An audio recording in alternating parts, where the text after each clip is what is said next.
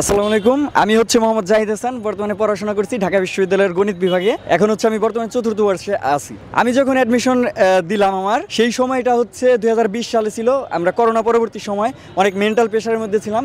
But হচ্ছে আমি সব সময় আমার প্রিপারেশনটা যেভাবে গোছানোর চেষ্টা করছি সেটা হচ্ছে আমি ফার্স্টেই জয়কলির মেডিকেলের একটা বই কিনছি। আমি হচ্ছে মেডিকেলের প্রিপারেশন নিয়েছিলাম, বাট দেখা গেল কি আমার মেডিকেলে হয় নাই। এখন এরপরে তো আমরা কিছু সময় পাইছিলাম ঢাকা ভার্সিটির পরীক্ষার জন্য। ঢাকা ভার্সিটির পরীক্ষার জন্য প্রিপারেশন দিছি, সাথে সাথে হচ্ছে জয়কলির মেডিকেলের যে বইটা ছিল সেটা আমি হচ্ছে রেগুলার পড়তাম। কি হয়েছে এতে আমাদের লাভটা হয়েছে কি, সেখানে দেখা গেছে হচ্ছে আমাদের যে এমসিকিউগুলো থাকে, আমাদের হচ্ছে রিটেন টাইপ কিছু এমসিকিউ থাকে আর হচ্ছে বর্ণনা টাইপ কিছু এমসিকিউ থাকে। ওইগুলো হচ্ছে সরাসরি দেখা যাবে হচ্ছে মানে জয়কলির যে ইগুলো আছে, কোশ্চেনগুলো নর্মাল যে কোশ্চেনগুলো আছে সেগুলো টোটালি কমন পড়ে, অনেকগুলোই কমন পড়ে। মানে ওইখানে হিউজ লেভেলের অনেক এমসিকিউ দেওয়া আছে, এগুলো আমাদের খুব হেল্প করছে। সাথে সাথে আমি হচ্ছে বলবো যে ঢাকা ভার্সিটির যে কোশ্চেন ব্যাংকটা আছে ওইটাও আমরা ফলো করতে পারি, যেহেতু কোশ্চেন ব্যাংক। তারপর রিটেনের জন্য আমি জয়কলির একটা বই কিনছিলাম। ওভারঅল আমাকে জয়কলি খুব হেল্প করছে।